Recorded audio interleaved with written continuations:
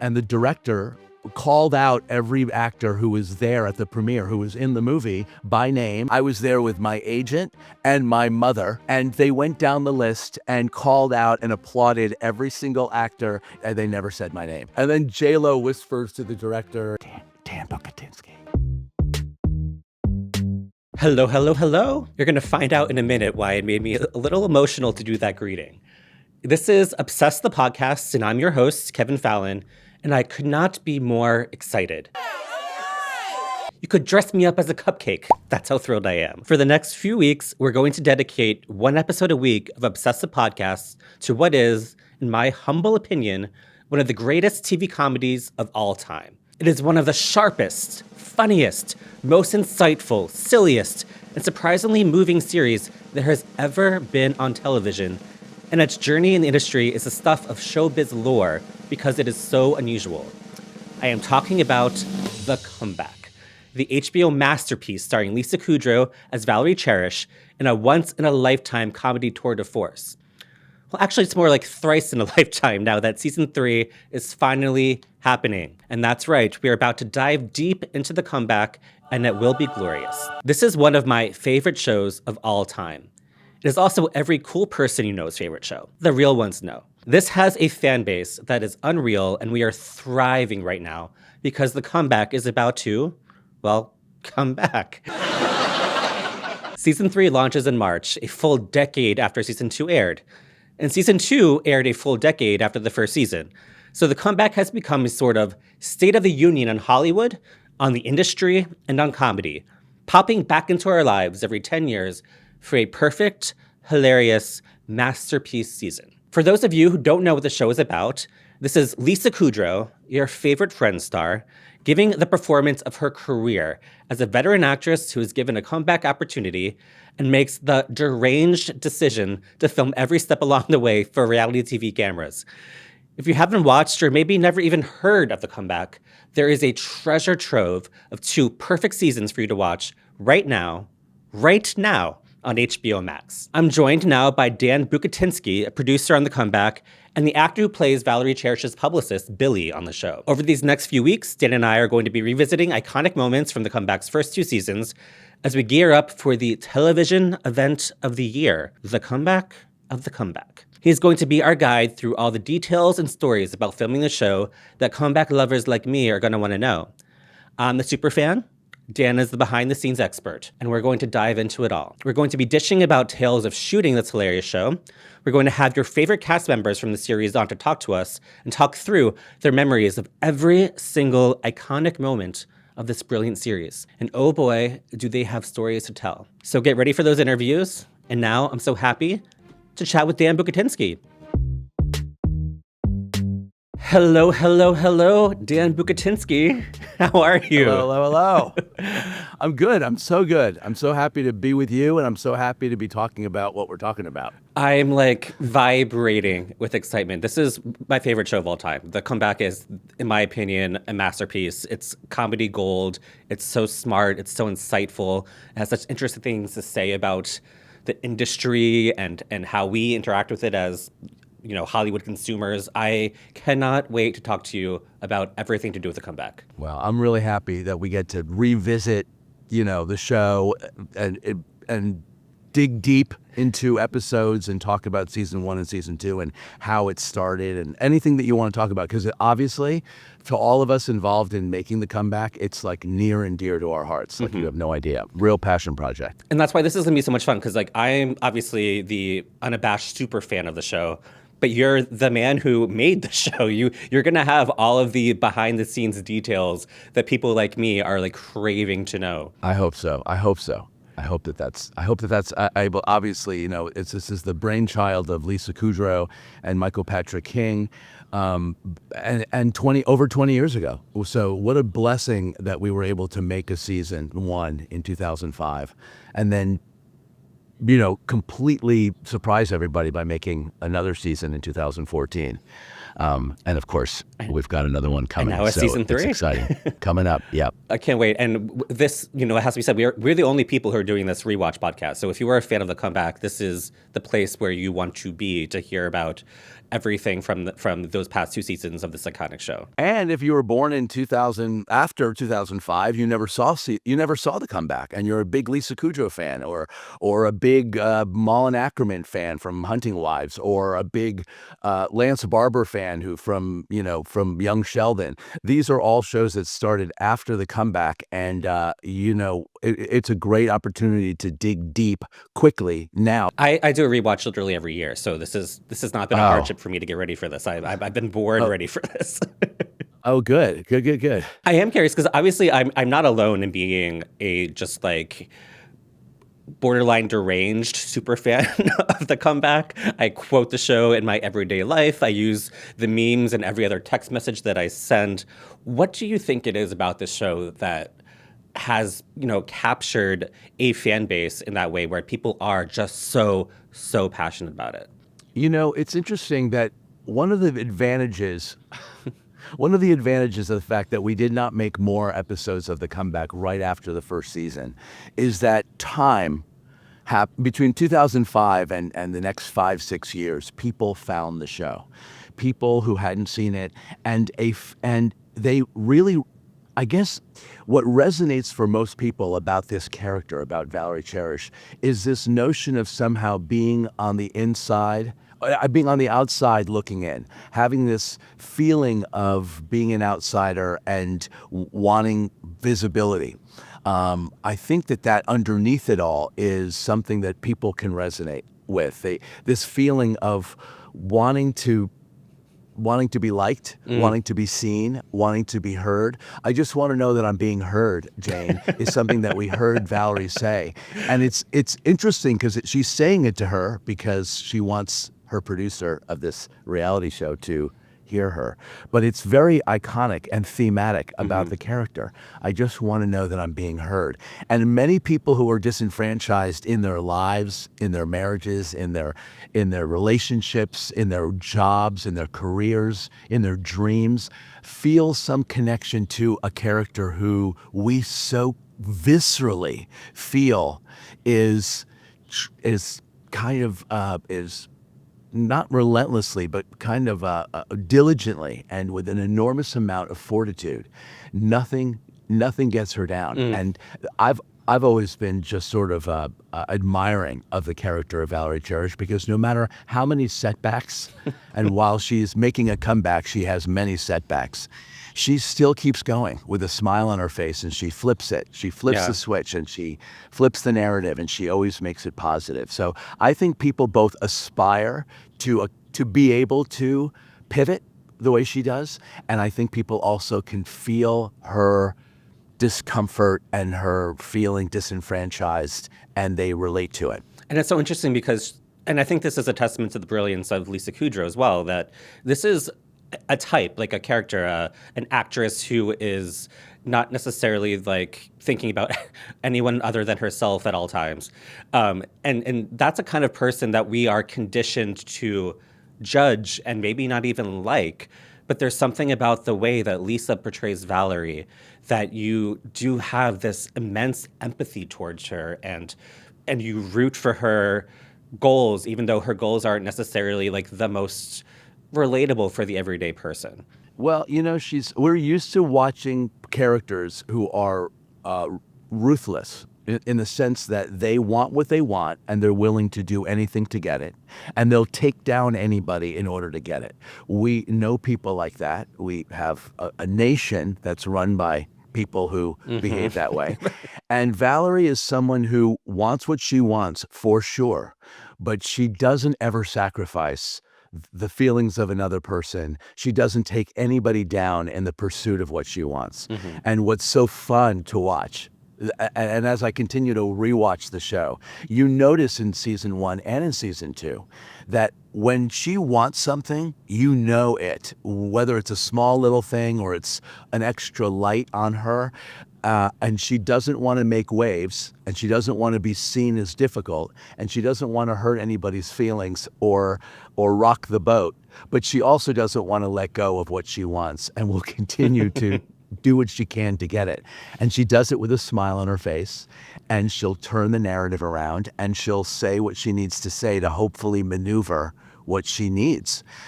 It's hilarious and admirable and occasionally cringy. I would say more than occasionally cringy, but that's why we love it. But what I also love about the show is its unusual showbiz story. It's not common for a series to have a decade between each season, which is what happened here. It had its first season, and then 10 years passed. There was a season 2. Now another 10 years have passed, and there's a season 3. And I think what that has allowed is for this show to sort of be this embodiment of what is happening in Hollywood at each of these, respective markers in time. Totally. It's crazy to have this time capsule marking when the reality TV craze started when the first season was happening, and then this pivot into prestige television while still having the funhouse mirror of reality TV still booming in season 2. And now I haven't seen season 3 yet, so I don't know what we're gonna what fresh hell awaits with that. But it is a very interesting way of looking at how Hollywood has changed over the course of these 3 seasons. Well, this is the thing. I mean, I'm not one of these everything happens for a reason people. I'm just not. We set out to make the comeback in 2000 when we first pitched the show. Lisa and Michael pitched the show, and for people who don't know this, a character that Lisa had developed in The Groundlings years ago, which I think she called your favorite talk show actress, quite literally an actress in sketches at the Groundlings that would pretend to be on The Tonight Show and self-important and positive, but clearly loving the spotlight. She developed that character, and with Michael, at a time in history when reality was looming as a threat to the creative process, certainly to writers, a threat to writers. They cooked up this expose of reality television. And the whole notion of season 1 was that we were going to show people the raw footage, the unedited raw footage of this actress getting an opportunity at her comeback. That was the original pitch. That was the intention of the show. And we never intended to make the series a 3-season over 21 years. But what has happened inadvertently, which is what you're saying, which is so great, is even though that wasn't the intention, the gift it's given us is the ability to check in on the same character as she has grown over decades, with the same amount of drive and the same amount of, spirit and ambition, but with major changes in the way the entertainment industry is being run, and with threats to the entertainment industry. So, as you said, when we first did it, we thought the show was just going to be about the looming evil of reality TV and what that was going to do to the writers and to people who were actors, Then 10 years later, we're going to revisit Valerie Cherish, but now she's navigating a world where streaming hasn't started yet. But the threat to, let's say, the sitcom and the network actors was this new premium cable thing, this idea that only movie stars can be on TV and that the only things being lauded are these premium television shows. So Valerie is now in a different time in the business. Same person, same character, same quirks, same ambition, different challenges in her personal life in season 2. And now we're looking at a very different landscape in our business. So now the show has taken on an ability to comment on how the entertainment industry impacts one individual person. And now here we are 11 years later, and after people have watched season 1 and season 2, you'll see the ways in which season 3 is sort of a perfect last season that also examines the same character, same drive, same energy in her personal life, and also now navigating what's happened in our business. There's been a strike. The looming evil of AI that is now the biggest threat to writers is the new threat. And to get to see that threat 10 years later through the eyes of a character that we've come to love is a real gift that I don't think any of us predicted until we got to do it. I'm already losing my mind at the idea of Valerie Cherish trying to explain AI to somebody. and try to explain why it's a good idea, because I'm sure she's going to be on board with it because someone convinces her that it's the future. Well, it's definitely a very vital piece. I don't want to say it's an evil. It's a reality that she has to face. It's a reality probably all of us need to face. And this season, we certainly explore the ways in which that bumps up against the things she wants, as well as not wanting it to make waves. As again, her tension is always not wanting to, step on anybody's toes or be looked at as somehow an obstacle or a challenge in her creative life, but she also wants what she wants. Yeah. And I want to ask you, because it's certainly, as a comeback fan, every time I see you, anytime I've seen Lisa Kudrow, anytime I've seen Michael Patrick King, over the last 10 years, have been like, when are we getting more of the comeback? So I'm curious, what happened? Like, what can you give me the TikTok of how getting a season 3 off the ground after another, 10, 11 years actually finally happened and gave the gift to fans like me that we've been waiting for a decade? Well, listen, it's always the same, okay? There's a certain kismet, there's a certain serendipity, there's a certain chemistry that Lisa Kudrow and Michael Patrick King have when they get together creatively, when they talk about this show. And every time we've made more, even between season 1 and season 2, it wasn't without many lunches, maybe months apart, where the two of them get together and they start playing the what if game. What if, and what happens is eventually the two of them together lock eyes and land on an idea. They land an idea that feels so compelling that they're like, oh my God, we have to do it. It's what happened in season 2. They're driven by an idea that they both get excited about, and they're both so good together. They make each other better, and Michael's a brilliant director and a writer, and Lisa's a brilliant writer and actress that I obviously was partners with her for 17 years as a producer, and she's got an unbelievable, uncanny ability to hone in on the subtle nuances of character and story. And together, they're able to lock, when they finally, their minds meld in a way that's very specific. Talk about a reason, talk about the opposite of AI. These are two human beings who, when they get together and they land on an idea that they both get excited about. So that's really what happened. It's several years ago. I mean, it wasn't recent. So, it was fairly recent, but a couple of years ago, they got together, and over a series of lunches, they started to get this idea that they could not shake. And it's the nature of our business, in movie making and television. The things that drive you, that you have to do, are the things that you can't shake. You're like, we have to do this. And in a very quick pitch to HBO, there was buy-in, certainly about how timely this particular story would be, and how it feels like the right time, another decade later, to close the chapter on Valerie Cherish. Yeah. And I'm very excited because we have you on here, who's not just a producer of the show, but you acted on the show. You obviously played Billy, Valerie's publicist. Valerie is a very put upon and stressed out publicist. And I want to ask you about some of the more iconic scenes that you were a part of.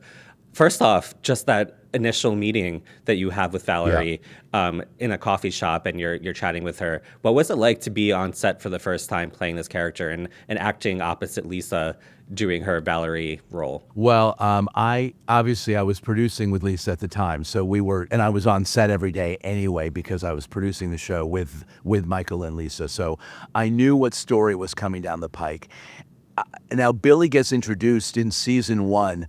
In episode 10, yes. All right? So it's later in the season, and we've already established that Valerie is starting to feel a little bit, not visibly, but we viscerally can feel her sense of maybe jealousy and competition with the young, vibrant, delightful Malin Ackerman playing Juna Milken, who's starting to get so much press. Baby girl.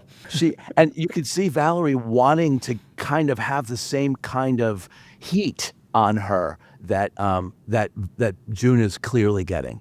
And so there's this fabulous scene that I loved reading in the script where Billy is introduced, where she's talking to Mickey, and has just left meeting Juna's publicist, who was played by the actress Stephanie Courtney, who we all know as Flo, the progressive, but a brilliant actress who plays her publicist. It's so trippy to rewatch that and see, like, oh my gosh, that's Flo. That's Flo. And she's so great, and she's so not interested in representing Valerie. And Valerie goes into the parking lot after that horrible meeting, and you can tell she feels just a little bit sort of knocked down. And she's like, you know what? I got to get a gay. Got to get a gay, Mickey. I got to get a gay. I've always loved that she said that. And so she was looking for a publicist who's a gay guy. And in walks Billy, who we learn pretty quickly in this meeting has just ditched one of the biggest PR firms in Hollywood because they passed over him for a promotion over somebody younger. I mean, talk about something that maybe Valerie could relate to, but also he's hungry. I would love to work with you. Oh. And who wouldn't? Who else has got 2 shows at the network at the same time? That's No one. That's exactly what I was saying to Mickey in the car on the way over here. Yeah? That's Mickey, wasn't I? Oh. Sorry, he's a little distracted. Don't think he's ever eaten next to 2 G.I. Joes before.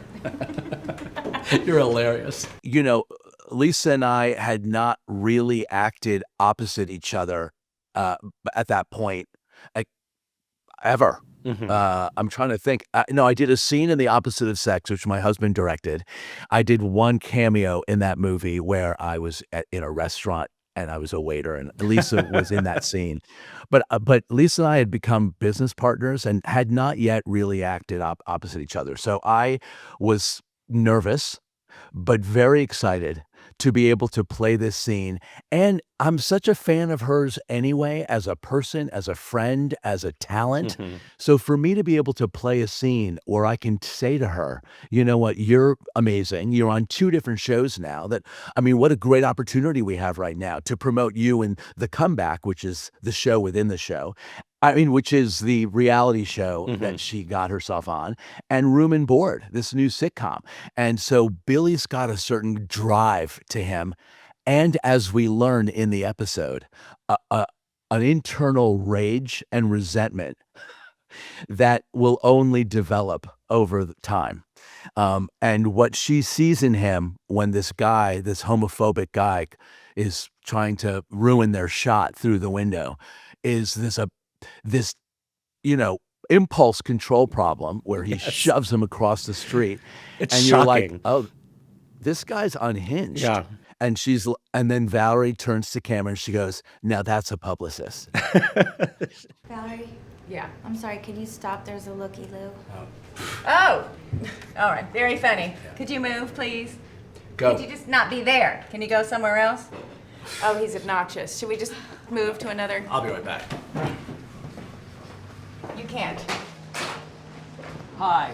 Yeah, you gotta move. We're filming a reality show and you can't be here. Yeah, you know what? You want me to call the West Hollywood police? Because then Oh maybe no, are you they- gonna call him on your little phone? We're good, Jane. See that? That's a publicist. And when I saw that in the script, I just thought, this is going to be so fun. It's going to be so fun to play not only somebody who's in Valerie's corner, which I really loved that I get to be, sort of almost as ambitious as she is and totally in her corner, but also somebody who has an internal life that we haven't quite exposed completely. And that was something very exciting for me to do. And it was fun for me to then be part of the next couple of episodes of that season, and then in a much bigger way in season 2. Yeah, and we see that Billy, I was going to say that he's one click away from exploding, but we actually do see him explode several times over the course of the series.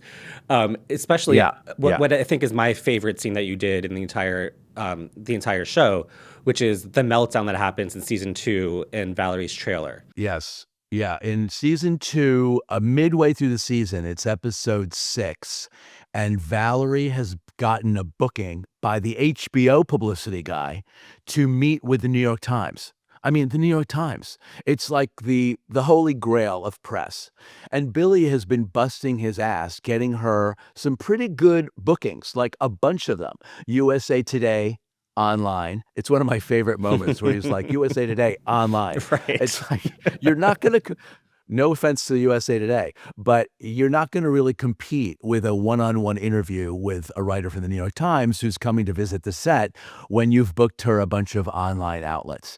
And Billy feels so threatened and usurped and invisible and unseen and unheard. Once again, the themes of what this business can do, even to the publicist. And what I love is it's now 10 years later, and the impulse to shove somebody has now turned inwards, and Billy just turns on himself, and it becomes his inner child, and he goes into that trailer, and Valerie is already feeling a little bit out of sorts because she looks like a giant Kermit the Frog Right. in that green screen outfit. So she's like, I don't even want people to see me like this. It's such a funny sight gag, her in that outfit. It's hysterical. It's so funny. Admit it, Valerie. You're just gonna fire me eventually anyway, so why don't you just do it now? Fire me! You know what? Fuck it. I quit. Okay. You okay? I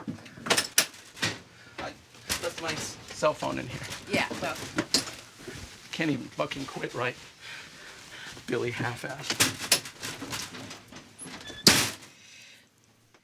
And this is the thing about the comeback. It's always about a juxtaposition. This hilarious, ridiculous outfit that she's in and this ridiculous, crazy situation that she's in that's paralleled with the fact that she's got to meet a woman from the New York Times. She wants to be taken seriously. The title of the episode is Valerie Gets Taken Seriously. So it's quite literally this paradox. And Billy is in the middle of it all, feeling completely discarded, and he won't have it. He has no ability to contain his emotion.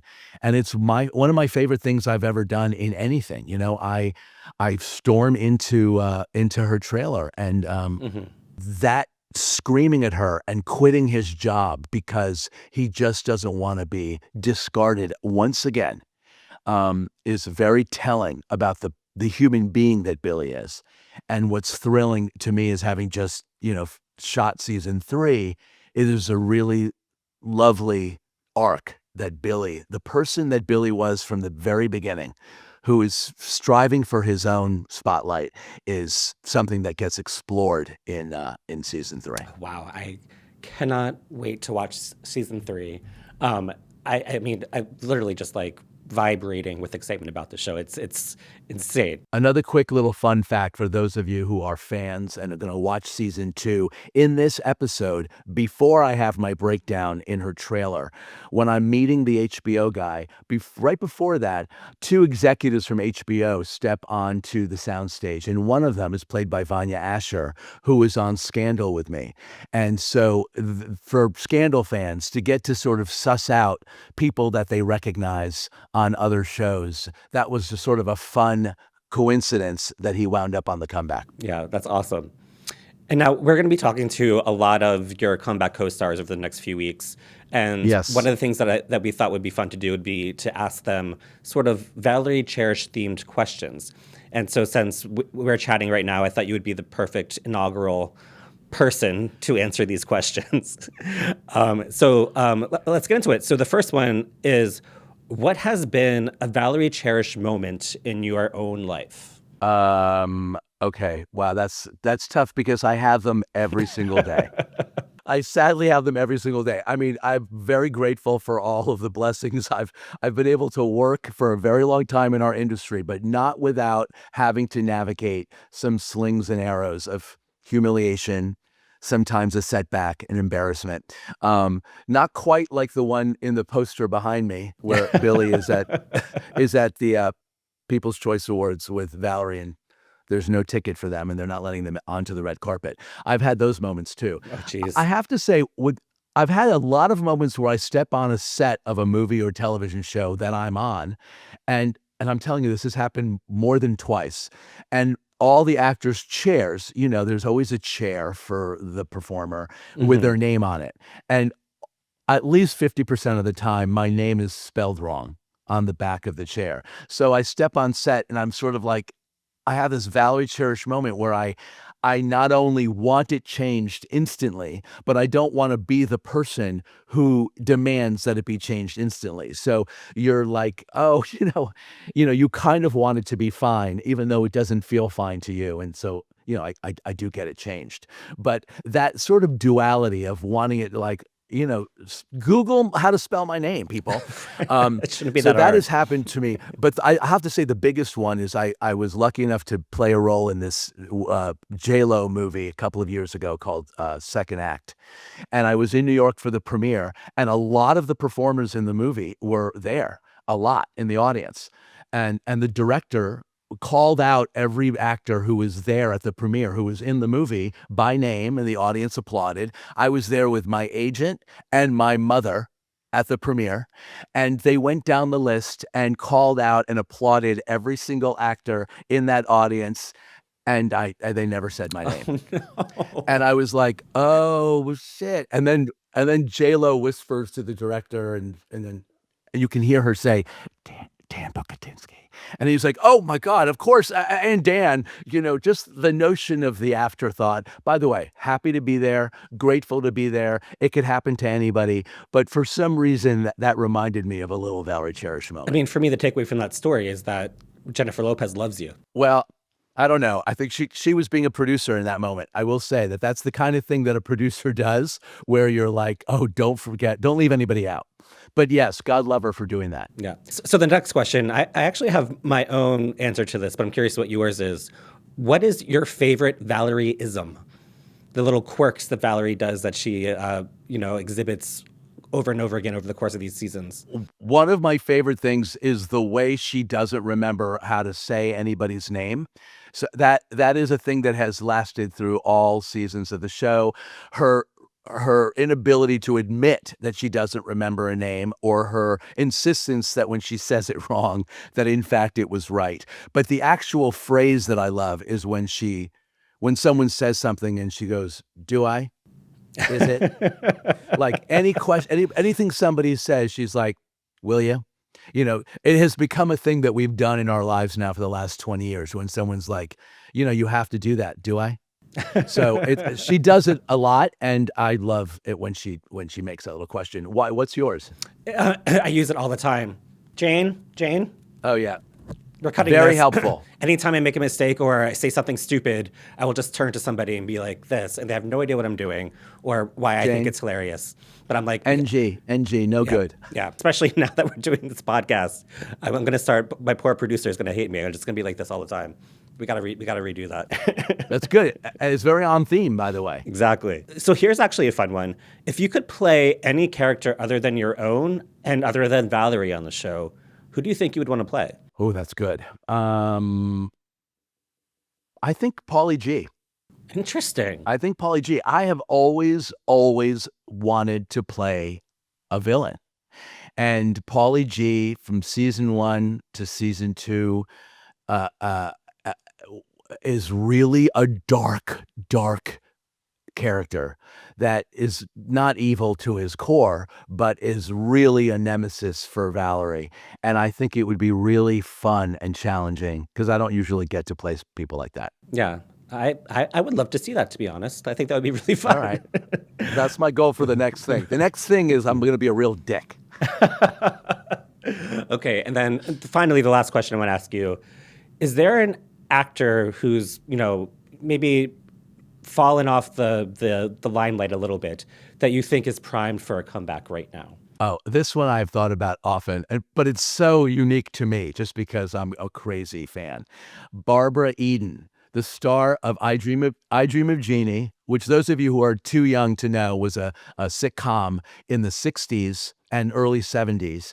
I wanted to be Jeannie, and I had a crush on Major Nelson, her master. But I mean, Barbara Eden is still out there, and for her, look, Sally Struthers has made her comeback in Man with a Plan on Netflix, and it would be so lovely to see her reemerge in her own way, in her advanced age, in something that, in the way that Carol Burnett has, I would love it. I always also have a go-to answer for this, and for me, it's Bonnie Hunt. Oh, totally. She showed up very randomly in a Christmas movie playing Mrs. Claus a few years ago with The Rock. Yeah. But Bonnie Hunt, I just rewatched Jerry Maguire. She is so good in that movie. She's was such a part of like all these touchstones of my childhood. Yeah. And then she just stopped acting. Bonnie Hunt, That's come back. a great one. I agree with you. I think that to see her come back in a way it would be amazing. Yeah, I agree. Well, Dan, I'm so excited for these next few weeks because we're going to be diving into so much more about the comeback. We're going to be talking to some of my favorite people from the show, some of your favorite Great. colleagues. This is going to be Yes. so much fun. I'm so excited. Yeah. I just want to thank you because honestly, as somebody who is a real fan and who loves the show as much as we love making it, it's so fun to go back and revisit the episodes in the seasons right in time for everybody to catch up for season 3. Yes.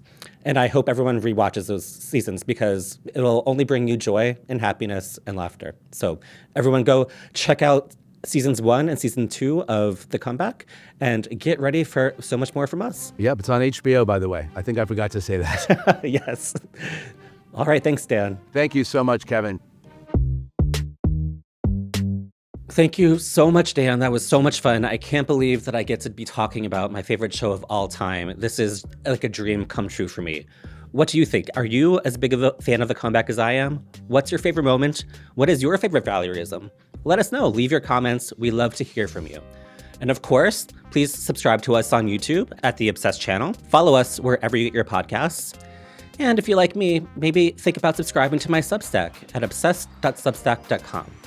Thank you to our producers, Devin Rogerino and Rachel Passer. And that's it from now. We'll see you next time.